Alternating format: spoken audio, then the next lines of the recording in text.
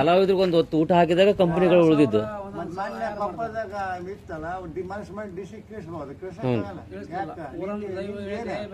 ನಿಂದೇನ ನಮ್ಮ ಕೊಪ್ಪಳ ಜಿಲ್ಲಾ ಉಸ್ತುವಾರಿ ತಂಗ್ಲಿ ಸಾಹೇಬ್ ಇದ್ದಲ್ಲ, ಅವ್ನು ಫೋನ್ ಮಾಡಿ ಡಿಸ್ಟ್ರಿಕ್ಟ್ ಹೇಳ್ಬೋದ ಕಂಪ್ನಿ ಕೇಸ್ ಅಂತಂದು. ಆಗ ಯಾರಿಗೂ ಇದು ಮಾಡಕ್ಕಾಗಲ್ಲ. ಪ್ರೀತಿತ್ಕ ಬಂದು ನೋಡು, ನಿನ್ನ ಕೈ ಸಹಾಯ ಮಾಡಿ. ಮತ್ತೆ ಈಗ 2 ಬಂದ್ರೆ ಈಗ 20 ವರ್ಷದ ಮಂದಿ ಫ್ರೀ ₹1 ಅಲ್ಲ, ಮತ್ತೆ ಅವ್ರಿಗೆ ಸೇವೆ ಮಾಡಿದ್ರು. ಬಟ್ ಇದೊಂದ ಕಂಪನಿ ಬರ್ತಾ ಬೇರೆ ಬೇರೆ ಬರ್ತಾವ್ರೆ ನಮ್ಗೆ ಇದು ಒಂದೇ ಅಜ್ಜರ್ದೊಂದ. ಎಲ್ಲರ ಇತ್ತಪ್ಪ ಹೋಗಿ ನೋಡ್ತಾನೆ, ನಮ್ಮ ಊರಿಗೆ ಬರ್ರಿ ಅಂತಿರ್ತೀವಿ. ಇದು 3ನೇ ತಾರೀಕು ಬಂದೈತಿ. ಈಗ ಒಂದು ಶೋಗೆ ಎಷ್ಟು ಜನ ಬರ್ತಾರೆ? ಹಂಗ ಒಂದೊಂದು ದಿವಸ ಜಾಸ್ತಿ 100 ಜನ ನಾಳೆನೇ ಐತಾರಲ್ಲ. ನಾಳೆ ಎಷ್ಟು ಟೈಮಿಂಗ್ ಎಷ್ಟು ರೀ? ನಾಳೆ 6:30 ಶುರುವಾಗಿ 10ಕ್ಕೆ ಬಿಡ್ತಾರೆ. 10:30 1:30 ಬಿಟ್ಬಿಡ್ತಾರೆ.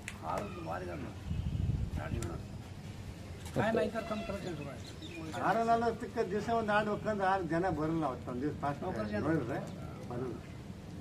ಯಾಕಂದ್ರೆ ಈ ಪುಟ್ಟರಾಜ ಗವಾಯಿಗಳ ಕಂಪನಿ ಒಳಗೆ ಎಷ್ಟೋ ಜನ ಪಳಿಗೆ ಹೋದಂಥ ಸಂಗೀತಗಾರರು, ಕಲಾವಿದರು ತುಂಬ ಜನ ಇದ್ದಾರೆ.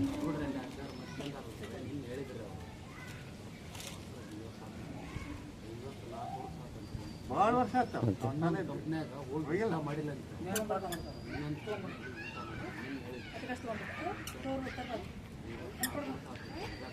ಇಲ್ಲ. ನನಗೆ ಜಾಬ್ ಇಲ್ಲ.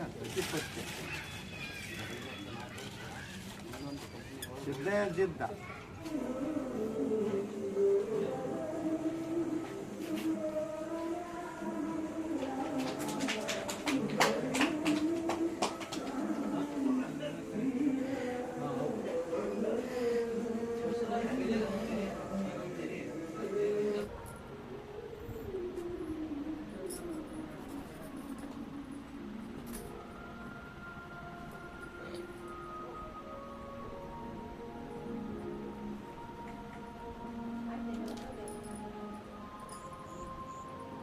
ಈಗ ಒಂದು ವಿಶೇಷವಾಗಿ ಉತ್ತರ ಕರ್ನಾಟಕ ವೃತ್ತಿ ರಂಗಭೂಮಿಯ ನೇಪಥ್ಯ ಕಲೆಗಳು ಮತ್ತು ಕಲಾವಿದರಂತೆ ಒಂದು ಸಂಶೋಧನೆ ಮಾಡ್ತಾರೆ ಸರ್. ಸರಿ ಸರಿ, ಒಳ್ಳೇದು. ಒಂದು ಡಾಕ್ಯುಮೆಂಟರಿ ಮಾಡಿ, ಒಂದು ದಾಖಲೀಕರಣ ಮಾಡಿ, ಒಂದಿಷ್ಟು ಸಂದರ್ಶನ ಮಾಡಿ, ಕೊನೆ ಒಂದು 20 ನಿಮಿಷ ಒಂದು ಸಾಧ್ಯವಾದಷ್ಟು ಒಂದು 5 ಮಂದಿನ ಸ್ಟೇಜ್ ಮೇಲೆ ತರಬೇಕಂತ. ಸ್ಟೇಜ್ ಮೇಲೆ ತಂದು ಅದೊಂದು ಡಾಕ್ಯುಮೆಂಟ್ರಿ ಮಾಡ್ಬೇಕಂತ ಮಾತುಕತೆ. ಖಂಡಿತ, ಒಳ್ಳೆ. ಆಕ್ಚುಲಿ ತಮ್ಮ ಹಿಂದೊಂದು ಭೇಟಿಯಾಗಿದೆ ಧಾರವಾಡದಾಗ. ಹೌದ್ರಿ? ತಮ್ಮ ಅವಾರ್ಡ್ ಇತ್ತು ಬಂದಿರುವಂತ ಹೋದ ವರ್ಷ ಏನಿಗೆ ಬಾಳಪ್ಪ ಏನಿಗೆ ಬಾಳಪ್ಪ ಅವಾರ್ಡ್ ಕೊಟ್ಟಾಗ. ಸರ್, ಈ ಉದ್ದೇಶ ಏನಂದ್ರೆ ನೀವು ಈ ಪರಂಪರೆ ಹೇಗ್ ಬಂತು ಅಥವಾ ನಿಮ್ಮ ಪರಂಪರೆ ಹೇಗ್ ಬಂತು? ನೀವು ಸಣ್ಣವರಿದ್ದಾಗ ನನ್ನ ವೈಯಕ್ತಿಕ ಅಥವಾ ಕಂಪನಿ ಇದ್ರೆ? ಆಲ್ಮೋಸ್ಟ್ ನಿಮ್ಮ ವೈಯಕ್ತಿಕ ಹಿಡಿದು ನಿಮ್ ಕಂಪನಿ ಬರ್ರಿ. ಮೊದಲ ಕಂಪನಿ ಇತ್ತು. ನಾನ್ ಬಂದದ್ದು 2003ನೇ ಇಸ್ವಿ ಇಲ್ಲಿಗೆ ಬಂದದ್ದು. ಈ ಕಂಪನಿ ಸುಮಾರು ಈಗ 88 ವರ್ಷ ಇದಕ್ಕೆ. 1937ರಲ್ಲಿ ನರಗುಂದದಲ್ಲಿ ಪ್ರಥಮವಾಗಿ ಈ ಕಂಪನಿ ಪ್ರಾರಂಭ ಆಯ್ತು, ವಿಜಯದಶಮಿ ದಿವಸ. ಆಮೇಲೆ ಇದಕ್ಕೆ ಒಡೆಯರು ಪುಟ್ಟರಾಜ ಅಜ್ಜಿಯವರು, ಪಂಚಾಕ್ಷರ ಗವಾಯಿಗಳ ಅಜ್ಜಿಯವರ ಅಪ್ಪಣೆಯಂತೆ ಹೆಣ್ಣು ಮಕ್ಕಳಿಲ್ಲದೆ ಪುರುಷರೇ ಸ್ತ್ರೀ ಪಾತ್ರ ಮಾಡುವಂಥ ನಮ್ಮ ಕರ್ನಾಟಕದ ಏಕೈಕ ವೃತ್ತಿ ಕಂಪನಿ ಅಂದರೆ ಇದೊಂದು. ಫಸ್ಟ್ ಬಂದ್ ಅಂದ್ರೆ ಯಾವ ವಯಸ್ಸಲ್ಲಿ ಬಂದ್ರಿ? ನಾನ್ರಿ ಸರ್, ನನಗೀಗ 42, 43. ನಾನು 20 ವರ್ಷದ ಹಿಂದೆ ಅಂತಂದ್ರೆ 20-21 ವರ್ಷ ಇರ್ಬೋದು ನಾನು ಬಂದಾಗ. ಓಕೆ. ಬಂದ ತಕ್ಷಣ ಸೀದಾ ಬಣ್ಣ ಹಚ್ಚಿದ್ರು ಅಥವಾ ಏನೇನ್ ಕೆಲಸ? ಇಲ್ಲ, ನಾನು ಮೊದಲಿಗೆ ನಮ್ಮೂರಲ್ಲಿ ಸ್ವಲ್ಪ ಈ ಹವ್ಯಾಸಿ ತಂಡಗಳಿಗೆ, ಅಮೆಚೂರ್ಸ್ಗೆಲ್ಲ ಸ್ತ್ರೀ ಪಾತ್ರಕ್ಕಾಗಿ ಹೋಗ್ತಿದ್ದೆ.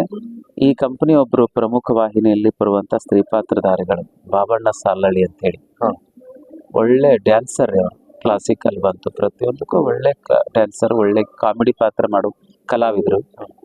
ಅವರು ನನ್ನ ಭೇಟಿಯಾಗಿ ಅವರೇ ನನ್ನ ಕಂಪ್ನಿ ಕರ್ಕೊಂಡು ಬಂದರು. ಕುಷ್ಟಗಿಯಲ್ಲಿ ಕ್ಯಾಂಪ್ ಇತ್ತು 2003ರಲ್ಲಿ. ಕಂಪ್ನಿಗೆ ಬಂದಾಗ ಕರೀಂ ಸಾಬ್ರು ಅಂತ ಸಂಸ್ಥೆ ಮ್ಯಾನೇಜರ್ ಇದ್ರು. ಆಮೇಲೆ ಹಿರಿಯ ಕಲಾವಿದರೆಲ್ಲ ಬಹಳಷ್ಟು ಜನ ಇದ್ರು. ಕಂಪ್ನಿಲಿ ಬಂದಾಗ ಅಲ್ಲಿಂದ ಫಸ್ಟಿಗೆ ಪಾತ್ರ ಸಿಗಲಿಲ್ಲ. ನೆಕ್ಸ್ಟ್ ಮೈಲಾರ್ ಜಾತ್ರೆ ಕ್ಯಾಂಪ್ ಮಾಡಿದ್ರು. ಅಲ್ಲಿ HN ಹೂಗಾರ್ ಅವರ ಕೊರವಂಜಿ ಅನ್ನುವಂಥ ಒಂದು ನಾಟಕ, ಅದರಲ್ಲಿ ಶಾಂತ ಅಂತೇಳಿ ಹೀರೋಯಿನ್ ಪಾತ್ರ ಬರ್ತಿತ್ತು. ಬಾಬನ್ ಅವರು ಡ್ಯಾನ್ಸರ್ ಆಗಿದ್ರಿಂದ ನನ್ನ ಖಾಲಿ ಕೂಡಿಸ್ಬಾರ್ದಲ್ಲ ಅಂತೇಳಿ ನಾನು ಡ್ಯಾನ್ಸ್ ಮಾಡ್ಕೊಂತೀನಿ, ನೀನೇ ಪಾತ್ರ ಮಾಡು, ಅವ್ರ ಪಾತ್ರ ಮಾಡ್ತಿದ್ರು. ಅದನ್ನು ಬಿಟ್ಟು ನನಗೆ ಪಾತ್ರ ಕಲಿಸಿ ಫಸ್ಟು ನಾನು ಅಜ್ಜವ್ರ ಕಂಪ್ನಿಲಿ ಬಣ್ಣ ಹಚ್ಚಿದ್ದು ಮೈಲಾರ್ ಜಾತ್ರೆ. ಅದು ಎಂಡು ಜಾತ್ರೆ ಕ್ಲೋಸ್ ಮಾಡ್ಬೇಕಾದ್ರೆ ನನ್ನ ಪಾತ್ರ ಮಾಡಿಸ್ಬೇಕು ಅಂತ ಹೇಳಿ 2 ದಿವಸ ನಾಟಕ ಆಡಿದ್ರು. ಆಮೇಲೆ ಅಲ್ಲಿಂದ ಕ್ಲೋಸ್ ಮಾಡಿ ಉಕ್ಕಡಗಾತ್ರಿಗೆ ಬಂದ್ವಿ. ಉಕ್ಕಡಗಾತ್ರೆಯಲ್ಲಿ ನಾಟಕ ಆಡಿದ್ವಿ ಕೊರವಂಜಿ. ಆಮೇಲೆ ಅಕ್ಕಮಹಾದೇವಿ ಪಾತ್ರ ಕಲಿಸಿದ್ರು. ಅದು ಅಕ್ಕಮಹಾದೇವಿ ನಾಟಕ ಸುಮಾರು ವರ್ಷದಿಂದಲೂ ಆಡ್ಕೊಂತ ಬಂದಿದ್ರು. ಅದನ್ನ 80, 60, 70 ವರ್ಷದಿಂದಲೂ ಆ ನಾಟಕ ಈಗಲೂ ಆಡ್ತೀವಿ. ಅಜ್ಜವರು ಬರ್ದಿದ್ದು, ಪುಟ್ಟರಾಜ ಅಜ್ಜವರು. ಅದನ್ನ ನಾನು ಕಂಪನಿಗೆ ಬಂದಾಗ ವಿರೂಪಾಕ್ಷಯ್ಯ ಸ್ವಾಮಿಗಳು ಹಿರೇಕಲ್ಲಪ್ಪನವ್ರು ಅಂತ ಹೇಳಿ ಅವರು ಮೊದಲೆಲ್ಲ ಶ್ರೀಪಾತ್ರಧಾರಿಗಳು, ಅವರೇ ಅಕ್ಕಮಹಾದೇವಿ ಮಾಡ್ತಿದ್ರು. ಅವ್ರಿಗೆ ನಾನು ಬಂದ ಟೈಮಲ್ಲಿ ಅವ್ರಿಗೆ ವಯಸ್ಸಾಗಿತ್ತು. ಅವರು ನನಗಿನ್ನ ಈ ಪಾತ್ರ ಬೇಡ, ಸೆಟ್ ಆಗೋದಿಲ್ಲ, ಅವನಿಗೆ ಕಲಿಸ್ತೀನಿ ಅಂತೇಳಿ ನನ್ನ ಕೂತ್ಕೊಂಡು ನನ್ನ ಪಾತ್ರ ಕಲಿಸಿ ರೆಡಿ ಮಾಡಿ ಉಕ್ಕಡಗಾತ್ರಲ್ಲಿ ಪ್ರಥಮವಾಗಿ ನಾನು ಅಕ್ಕಮಹಾದೇವಿ ಪಾತ್ರ ಮಾಡಿದೆ.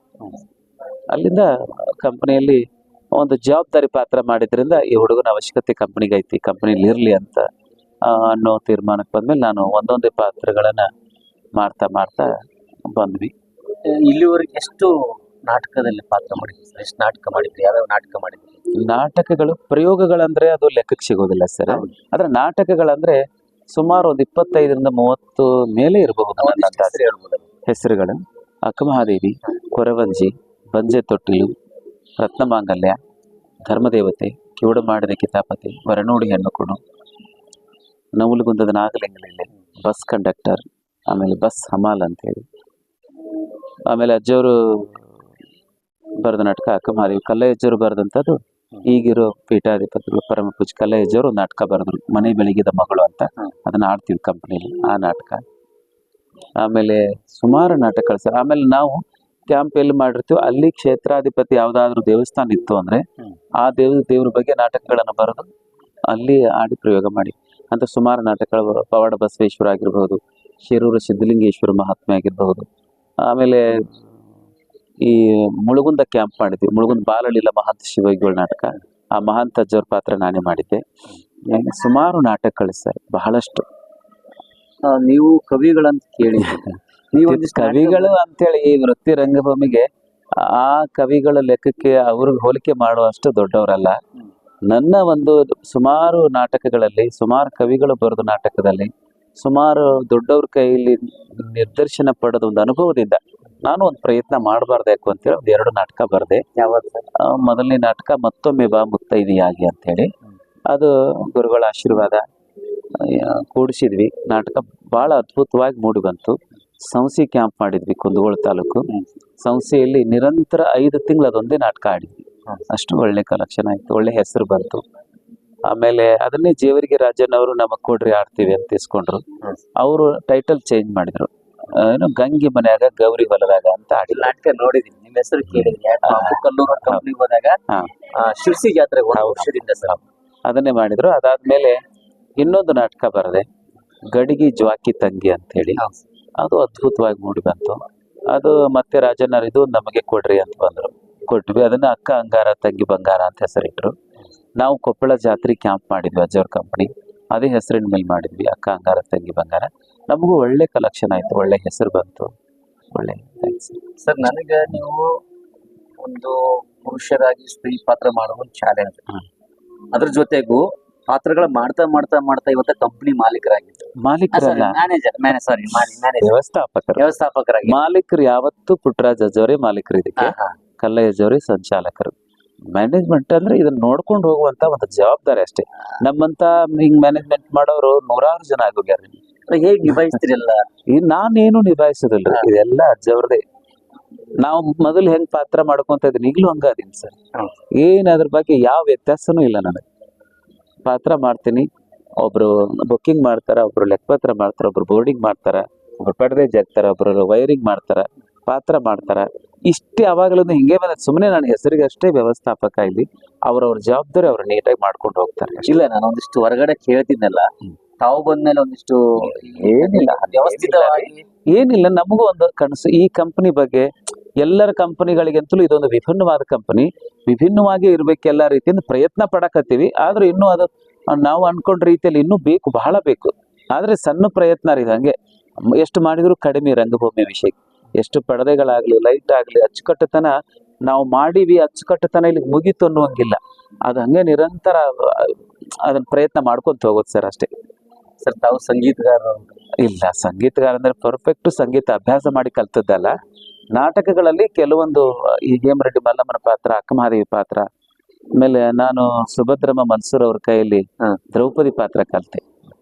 ಅವ್ರ ಕಡೆಯಿಂದ ಒಂದಿಷ್ಟು ಸಂಗೀತ ಬಳವಳಿಯಾಗಿ ಬಂತು. ಅದು ಮೊದಲು ಈ ಕಂಪನಿಯಲ್ಲಿ ಅಕ್ಕಮಹಾದೇವಿ ಮಲ್ಲಮ್ಮ ಮಾಡೋದ್ರಿಂದ ಅಜ್ಜವ್ರು ಹಾಕಿಕೊಟ್ಟ ಪರಂಪರೆಯಲ್ಲಿ ಹಾಡುಗಳನ್ನ ಮಾಡ್ಕೊಂಡಿದ್ವಿ.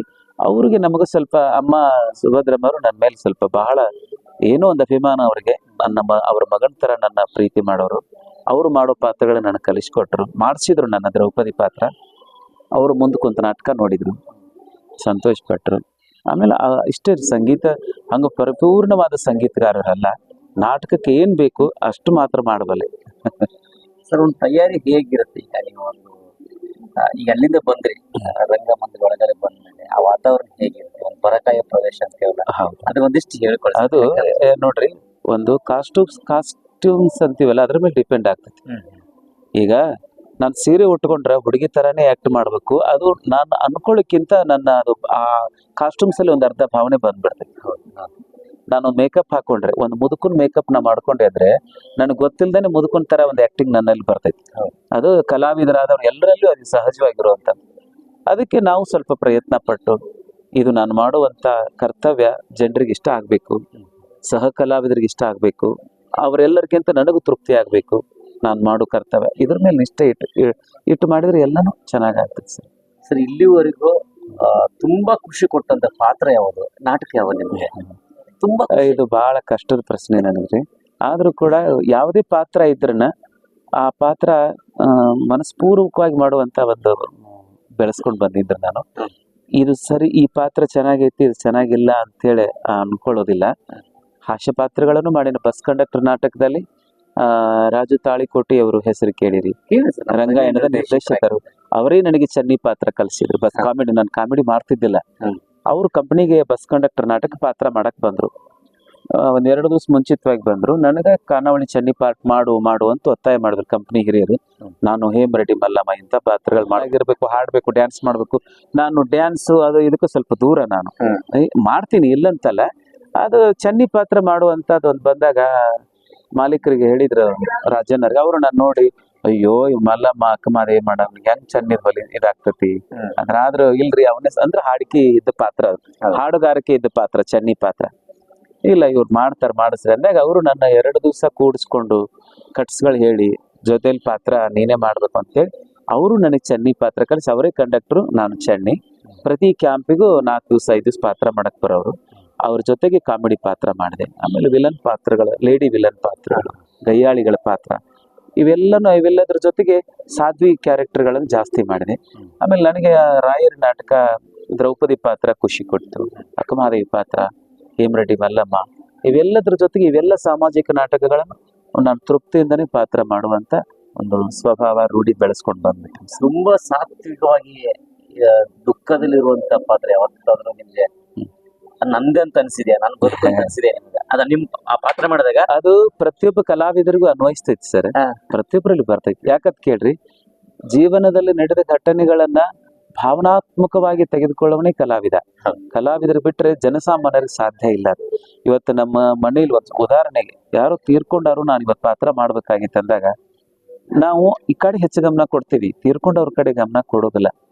ತೀರ್ಕೊಂಡ್ ಬಿಟ್ಟಾರ ಅವ್ರೇನು ಹೊಳ್ಳಿ ಬರೋದಿಲ್ಲ, ಹೋಗಿ ನಾವು ಅಳಬಹುದು, ಒಂದು ಹಾರ ಹಾಕ್ಬೋದು, ಮಣ್ಣಾಗೋವರೆಗೂ ನಿಲ್ಬಹುದು. ಇದನ್ನೆಲ್ಲ ಮಾಡ್ಕೊಂಡು ಮತ್ತೆ ನಾನು ಪಾತ್ರ ಮಾಡಕ್ ಬರ್ಲೇಬೇಕು ಈ ಕಡೆ ಅಂತ ಹೆಚ್ಚಿನ ಗಮನ ಈ ಕಡೆ ಕೊಡ್ತೀವಿ. ಇಲ್ಲಿ ಬಂದು ಆ ಪಾತ್ರಗಳು ಮಾಡೋ ಮುಂದೆ ಅಂತ ಸನ್ನಿವೇಶಗಳು ಏನಾದ್ರು ಬಂದಾಗ, ಅದು ನೆನಪಾದಾಗ, ಯಾವುದೇ ಕಲಾವಿದನಿಗೂ ಅದು ಇಮಿಡಿಯೇಟ್ಲಿ ಆ ದುಃಖ, ಭಾವನೆಗಳು, ಯಾಕಂದ್ರೆ ಭಾವನಾ ಜೀವಿಗಳು ಕಲಾವಿದರು. ಇದಾಗಿ ಸ್ವಾಭಾವಿಕವಾಗಿ ಆಗುತ್ತೆ ಸರ್, ಎಲ್ಲರಿಗೂ ಆಗುತ್ತೆ.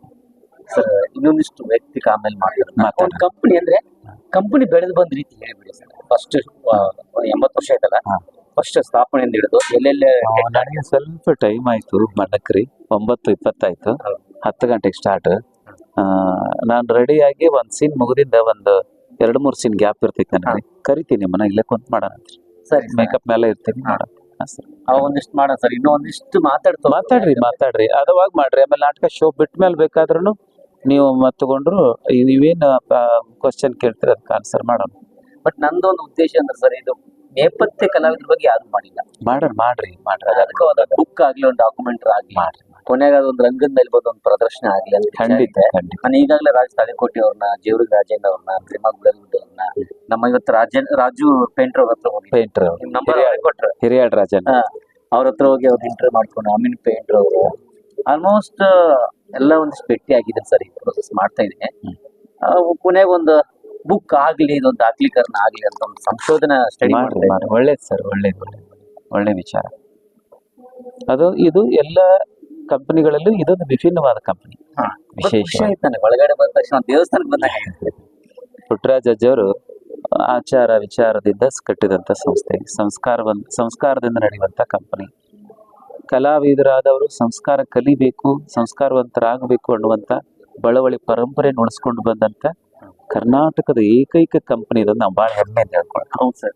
ನಾವು ಅವಾಗ ಒಂದು ಘಟನೆ ಕೇಳ್ತೀವಿ. ಪಂಡಿತ್ ಬಂದಾಗ ಒಂದು ಘಟನೆ ನಡೀತು ನೋಡಿ, ಬಹಳ ಅದಾವ. ರಾಜ್ಕುಮಾರ್ ಅವ್ರು ಬಂದಾಗ, ಚಂದ್ರಿಬಾಯಿ ಅವ್ರು ಬಂದಾಗ, ಅಶ್ವಥ್ ಅವರು ಇದೇ ರಂಗಭೂಮಿ ಇದೇ ಬಂಜೆ ತೊಟ್ಟಿಲ್ದೊಳಗೆ ಹೀರೋ ಪಾರ್ಟ್ ಮಾಡಿದ್ದಾರೆ ಇಲ್ಲಿ ಇದೇ ಕಂಪನಿಯಲ್ಲಿ.